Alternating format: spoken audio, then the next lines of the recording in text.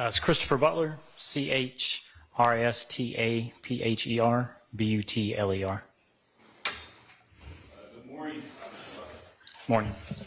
Mr. Smith, do you mind grabbing one of those mics that move and speak into that so everybody can hear you? Thank you.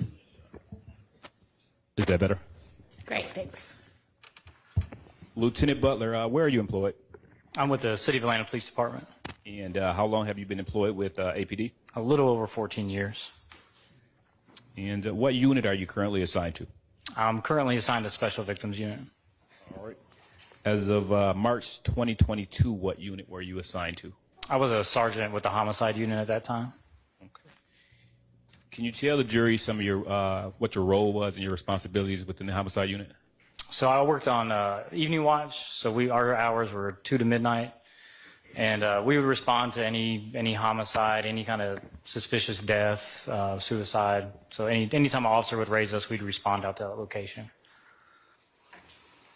Now, are you familiar with the with VIC cameras? Yes, those are our cameras that are around the city. Okay. And what does what are they?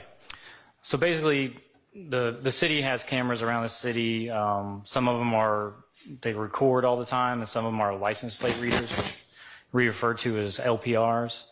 And currently, businesses are allowed to let us have access to let us know there's cameras there. They kind of operate like security cameras, basically. Okay. And what is the VIC unit within APD?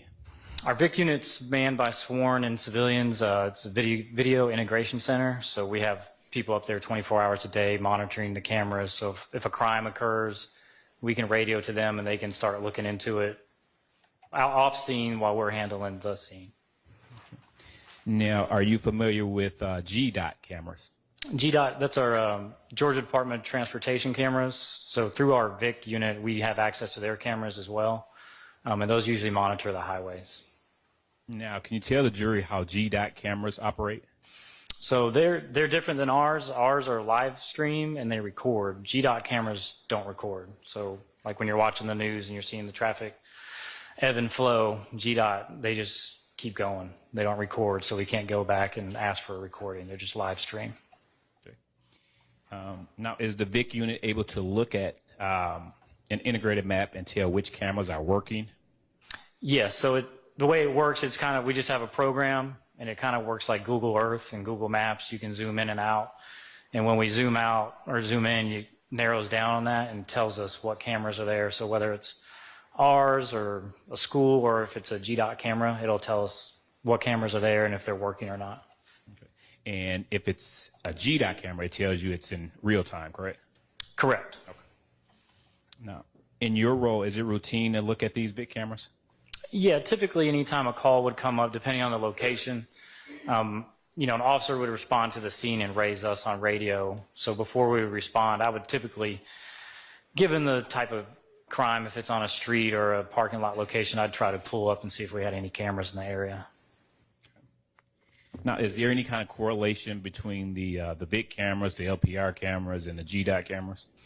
They're just all manned by the same system that we can access. GDOT has their main hub. We have ours.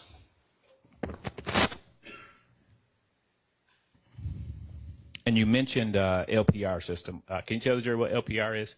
So it's short for license plate readers, and typically they're just all around the city. They basically are just, their main job is to run tags. Every tag that runs through there, it captures it, takes a picture, and then if we, for investigative purposes, need to locate a vehicle, we can put in the license plate and it'll run it through the system and tell us it'll give us a picture, what intersection and time that it hit. Okay. I want to turn your attention to March 14th, 2022.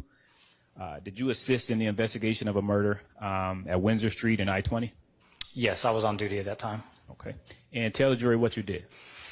So typically the officer would raise us on radio and let us know that they had a male deceased in a vehicle. And like I stated, before we left the office, I went ahead and pulled up our cameras.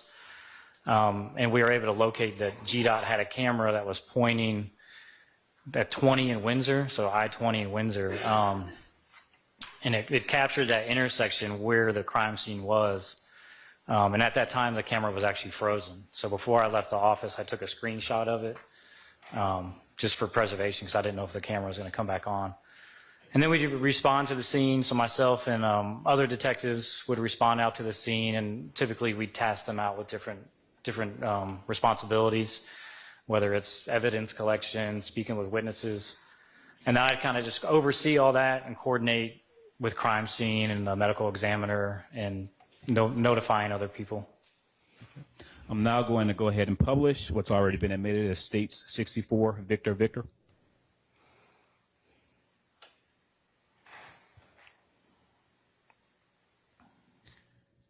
Lieutenant Butler, I think there's a pointer right behind you. If you can tell the jury what's depicted in State 64, Victor, Victor. Right. So that's going to be the intersection of Windsor. So the way the camera is facing, it's actually it's pointing south on Windsor Street. And you can see there the car at the intersection is where the decedent was sitting. And that was just the camera was frozen. So it was sitting there. It just happened to be frozen when we needed it. Now, is this a G-dot camera or a VIC camera? It's a G-dot camera. Okay. And the G-dot camera was frozen? Correct. Okay. Is it typical for them to freeze? It just depends. I mean, ours do it. It's technology. Sometimes it, works all the time, and sometimes it just goes down. Okay. Do you know why this one was frozen? I have no idea.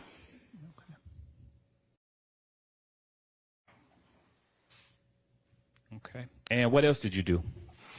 So we responded out to the scene. Also, when we got out there, we didn't know the vehicle's license plate.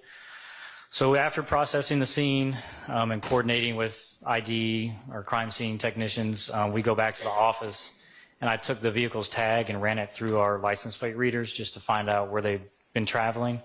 And so I was able to determine from there, earlier in the evening, that vehicle was caught traveling just northbound towards that intersection.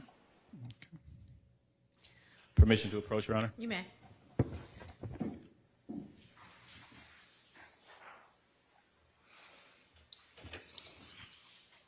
Lieutenant Butler, I've just handed you what's been pre-marked as States 121, Victor, Victor. Do you recognize that document? Yes, this would be our typical, it's a query of that tag and the camera in that area to see what vehicles have passed through that intersection. Okay. And is that a fair and accurate depiction of the query you ran? Yes. Yes. Okay. Your Honor, at this time, the state moves to admit 121, Victor, Victor. No objection. Admitted. Now publishing States 121, Victor, Victor.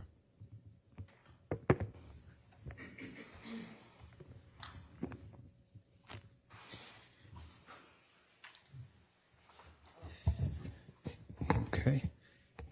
Lieutenant Butler, if you could kind of walk the jury, what is depicted in States 121, Victor?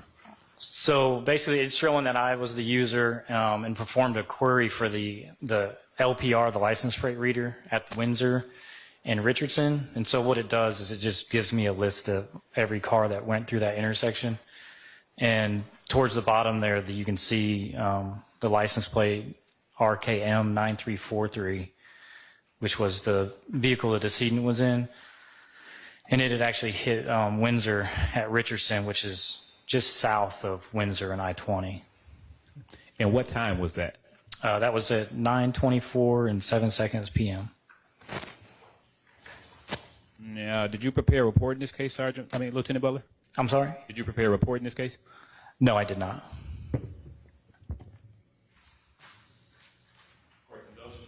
Mm-hmm.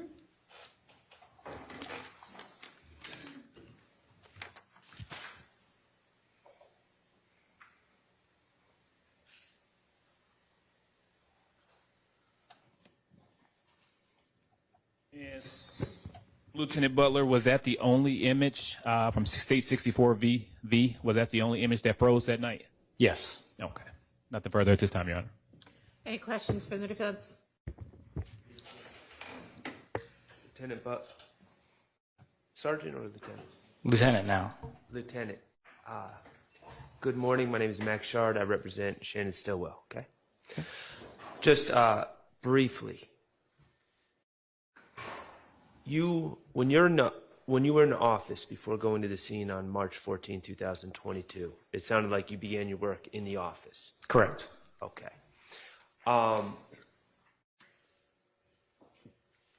My understanding from your testimonies, we have VIC cameras, which can be divided into different groupings. Correct. Okay, so we have the city-owned cameras, which record. Right. We have LPRs, which take photos. Correct. Okay. Then we have businesses on the grid that record as well. So depending how the business wants, they can provide access to their cameras, or they can just let us know, hey, there's a camera here. So if an investigation were to go on, instead of knocking door to door, it can kind of streamline us to go straight here instead of walking a whole neighborhood or whatever the case may be. And then we have Department of Transportation cameras. Are those part of the VIC system? Well, we just have access to it. Like, they're not controlled by us, they're controlled by the state, but the state allows us access. Like, we also have access to Atlanta Public Schools cameras as well. Okay. So let me ask you this. To city-owned cameras that record, were there not any city-owned cameras at the corner of 20 and Windsor Street? Not at the time, no. Not that I could locate. What do you mean, not that you could locate? Well, we zoom in and out, and at the time there were no cameras there. But cameras are always getting installed, so at the time of that incident, there were no VIC cameras there. Okay. You did locate this Department of Transportation camera, and your testimony is it just froze at 10:23 p.m. just as Mr. Cheeseborough showed up? Correct. Okay. And we don't have any recording of what happened at that location as seen by that camera from 10 o'clock to 10:23. To my knowledge, that is correct, yes. When you say to your knowledge that is correct, have you checked with the Department of Transportation? No, I handled the scene and the response, and the investigation gets turned over to the lead detective. Okay. And going back to, was that the only LPR you ran? This query? Yes, the query of, what is it, corner of Richardson and Windsor? Yes. Is that the only LPR that you personally ran? That I ran this, and then I also did the tag itself to see where else it would hit. Okay. And so there was another query, but this one most related to that geographical area. Understand. The only individual car that you personally looked into or queried was the red Correct. Versa. Right. Okay. And finally, this VIC camera system, how long have you been working with the system? I mean, everybody on the department has access to it, so from day one, I mean, anybody can log in and use it. I mean, however, since it's been in existence, so I don't remember when we first started getting it, but it's been some years. When you say some years, when approximately, you said from day one? I mean, I can't give an exact date, but I was in Special Victims back in 2018, and we just started getting them, but I really started using them mostly when I was in homicide, which was 2019. Okay. And now, are you saying you started using them, or that's when they were available? I don't know the go live date on it. Okay. But my most interaction was probably between 2018 and 2019. How about LPRs? LPRs, the same. Those actually came out a little before, and it was on a different program, but still the same. Okay. All right. Thank you. No further questions. All right. Ms. Weinstein, anything for me? No, Your Honor. Okay, any redirect? Just briefly, Your Honor. Go ahead. Sergeant Butler, for the years that you've been serving in your position, did DOT cameras ever report? No. No, pardon me. All right, thank you for your time. You are excused. Call your next witness.